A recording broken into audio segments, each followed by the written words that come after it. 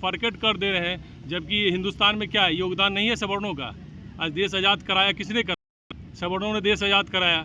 और आप उसी को आए दिन कुछ न कुछ कानून लेके चले आते हैं। SC/ST एक्ट लाए, जब उसको दीपक मिश्रा जस्टिस साहब को लगा कि नहीं भाई ये कानून सही नहीं है, कम से कम यदि कोई भी आतताई होता है या टेररिस्ट होता है उसको भी सरकार देता है कि भाई तुम भी अपना पक्ष रखो। दीपक मिश्रा जी रिव्यू के लिए केंद्र सरकार को भेजते हैं तो वो वापस करके मतलब उसका रिव्यू का कोई जवाब देते हैं और उसके अगेंस्ट में जो ये अध्यादेश ले आते हैं, अध्यादेश ले आके एक काला कानून थोप देते हैं। काट देंगे, ये शिखा है ब्राह्मणों की, तप का उसका सूचक है, और कोई शिखा को हाथ लगा करके और खींच देगा, ये कहाँ का न्याय है?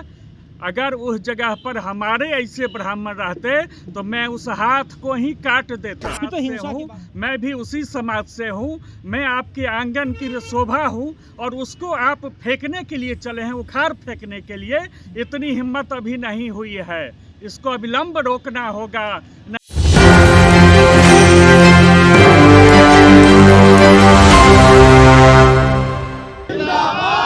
नमस्कार, 24 देख रहे हैं आप, पर मैं हूं आपके साथ साहिल। देखिए, जैसे ही UGC बिल को लाया जाता है तो पूरे भारत में जो है कहीं ना कहीं इसका विरोध होने लगता है। साथ ही में कई ऐसी तस्वीरें निकल कर के आई जिसमें शंकराचार्य महाराज अभिमुक्तेश्वरानंद जी के साथ जो है कहा जा रहा है कि बदसलूकी किया गया है। उसके बाद जो है यहाँ पर कई लोग आप देख सकते हैं धरने पर बैठे हुए हैं। आइए हम इनसे बातचीत करेंगे। सबसे पहले आपसे क्या परिचय क्या हुआ आपका? मेरा नाम जितेंद्र कुमार मिश्रा है। हम राष्ट्रीय संयोजक सह प्रदेश अध्यक्ष है परशुराम सेवा संघ राष्ट्रीय ब्राह्मण महासभा से। UGC कानून का विरोध क्यों कर रहे हैं भाई? UGC कानून जो है ये काला कानून लेके आ गया है भारत सरकार, जो कि नहीं लाना चाहिए। एक तरफ बात करते हैं सब धर्म एक समान की बात करते हैं, सबका साथ सबका विकास की बात करते हैं। और पहले तो हमको लगता है कि पहले हिंदू मुस्लिम का लड़ाई होता था UPA के राज में, और इनके राज में तो अब है कि सब हिंदू लड़ के कट के मर जाएंगे। और ये अब एक चीज़ बताइए, जो हम लोग के बच्चे होंगे अब उसके साथ भेदभाव कर रहे हैं, जबकि सामने देख भेदभाव कर रहे हैं हम लोग के बच्चे के साथ। अभी ऐसा एक्ट लाए हैं, उसमें बहुत सारे लोगों को भी शामिल कर दिए, OBC को शामिल कर दिए, कुछ मुस्लिम को भी शामिल कर दिए, और ये सवर्ण को एकदम छोड़ दिए। जबकि भारतीय जनता पार्टी सेकुलरिज्म को देखेंगे तो सबको शामिल करना तो अनिवार्य है। नहीं, सेकुलरिज्म तो फिर इसको क्यों छोड़ दिए आप? मतलब ये सवर्ण क्या सेकुलर में नहीं आते हैं? जब सेकुलर शब्द का इस्तेमाल जब आप कर रहे हैं तो क्या सवर्ण क्या हो गया? इसको क्या बना के रखे हैं आप? सवर्ण भी तो उसी में सेकुलर में ही आते हैं ना। यदि आप सेकुलर शब्द का इस्तेमाल कर रहे हैं तो वो भी इसी में आते हैं। अब इसको बाइफरकेट कर दे रहे हैं, जबकि हिंदुस्तान में क्या है, योगदान नहीं है सवर्णों का। आज देश आज़ाद कराया किसने कराया? सवर्णों ने देश आज़ाद कराया। और आप उसी को आए दिन कुछ न कुछ कानून लेके चले आते हैं। SC/ST एक्ट लाए, जब उसको दीपक मिश्रा जस्टिस साहब को लगा कि नहीं भाई ये कानून सही नहीं है, कम से कम यदि कोई भी आतताई होता है या टेररिस्ट होता है उसको भी सरकार देता है कि भाई तुम भी अपना पक्ष रखो। लेकिन ऐसा कानून लेके आया, जब दीपक मिश्रा जी रिव्यू के लिए केंद्र सरकार को भेजते हैं तो वो वापस करके मतलब उसका रिव्यू का कोई जवाब देते हैं और उसके अगेंस्ट में जो ये अध्यादेश ले आते हैं, अध्यादेश ले आके एक काला कानून थोप देते हैं कि अब ये जो आतंकवादी जो है उससे भी खराब स्थिति में हिंदुस्तान में जो भी लोग हैं वो रह रहे हैं। आतंकवादी से भी खराब स्थिति में रह रहे हैं। अभी मुक्तेश्वरानंद जी के साथ जिस प्रकार से चीज़ें हुई, तस्वीरें सामने निकल करके आई, कैसे देख रहे हैं आप उन चीज़ों? मैं डॉक्टर सुभाष पांडे, राष्ट्रीय संयोजक युवा ब्राह्मण चेतना मंच। वास्तव में सनातन संस्कृति पर जो कुठाराघात प्रयागराज में देखने को मिला, इससे सभी हिंदू का हृदय व्यथित है। शंकराचार्य साक्षात शंकर के स्वरूप होते हैं और ब्राह्मण बटुकों को जिस तरह से शिखा पकड़ के, शिखा सनातन संस्कृति की पहचान है, शिखा हमारी धरोहर है, ऐसे सनातन संस्कृति के धरोहर को अगर पकड़ के घसीटा जाए तो यह पूरे सनातन संस्कृति का अपमान है। इसके विरोध में हम लोग आज धरना पर बैठे हुए। लेकिन NDA की सरकार है, भाजपा की सरकार है, कहा जाता है कि सनातनी लोग जो है आज बड़े बड़े नेता बन के बैठे हैं, कैसे देख रहे हैं सर आप? देखिए, जो सनातन का जो नेता लोग हैं ना, वो ढोंग कहते हैं ना, ढोंग पाखंड, वो उनमें से आते हैं। यदि सनातनी सच्चे सनातनी होते हैं हमारे UP सरकार के योगी आदित्यनाथ, वो भी संत हैं। ये दुर्भाग्य देखिए, एक संत दूसरे संत के पीछे पड़े, संत क्या उनसे ऊपर है।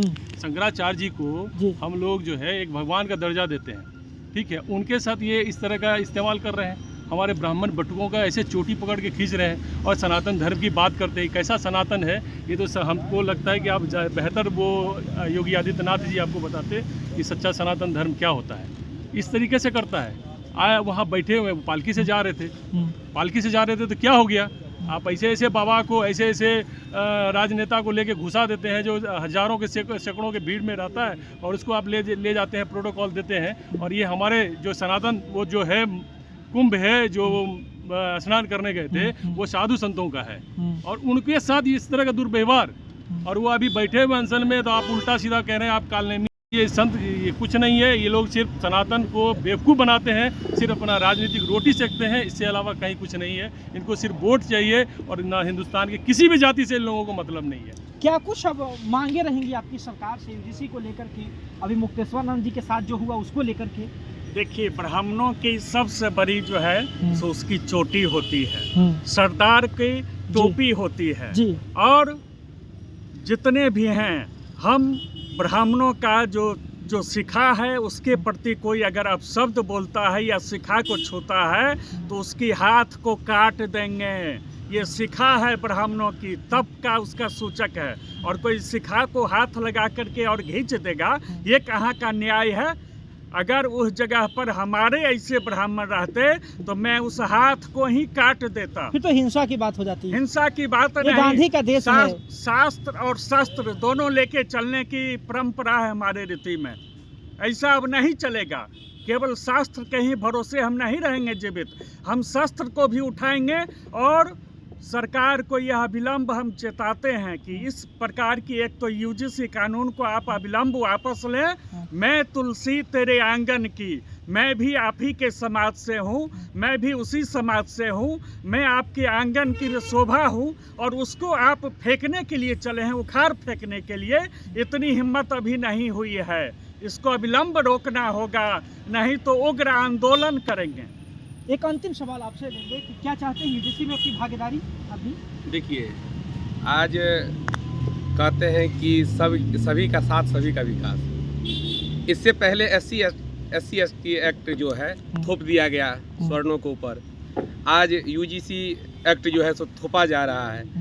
तो हमको ये नहीं समझ में आता है कि जब भाई स्वर्णों का वोट लेके और स्वर्णों के प्रति ऐसा भाव रखते हैं, यह समझ में नहीं आता है। और सबसे बड़ी बात है कि आज जो हमारे शंकराचार्य के प्रति जो हुआ है, हम लोग की शिखा के बारे में कहा जाता है कि शिखा जिसकी धरोहर है, शिखा जिसकी धरोहर है, तिलक से जो अलंकृत है, चमकता भाल दिन करसा, चमकता भाल दिन करसा, उस ब्राह्मण सर्ववंदित है। और उस ब्राह्मणों को शिखा दे के घसीटा जाता है। तो इसमें कहीं से न कहीं से सरकार जो है एक तरफ तो सनातन को नीचे दिखाने का कार्य कर रही है, दूसरा स्वर्णों को जो दबाने का कार्य है वो आज सरकार जो है। यूजीसी में भागीदारी चाहते हैं? नहीं, भागीदारी हमको ऊपर थोपा जा रहा है ना। ये हम चाहते हैं सरकार इस बिल को वापस ले। चलिए, देखिए, बहुत आक्रोश है जो सवर्ण समाज के लोग हैं, उनके अंदर में बहुत आक्रोश है इस चीज़ को लेकर के कि हमारी जो धरोहर है, हमारी जो परंपरा है, हम जिस प्रकार से आप हिजाब, मुसलमानों का हिजाब जो है पवित्र माना जाता है, उसका विरोध होता है जब कोई उसके साथ गलत करता है, उसी प्रकार से स्वर्ण सनातन। हालांकि जो स्वर्ण समाज के लोग हैं वापस लेने के लिए जो है यहाँ पर धरने पर बैठे हुए काफी संख्या में लोग हैं। हालांकि देखना दिलचस्प होगा, मामला जो है बिल्कुल पेचीदा होते जा रहा है और धीरे धीरे इसका रिव्यू करने की भी जो है बातें स्टार्ट हो गई है। अपने आपकी प्रतिक्रिया हमें कमेंट बॉक्स में जरूर दें और देखते रहे सभी ब्लड्स के लिए न्यूज़ 24। सहयोगी अक्षय कुमार के साथ साहिल कुमार की रिपोर्ट पटना से।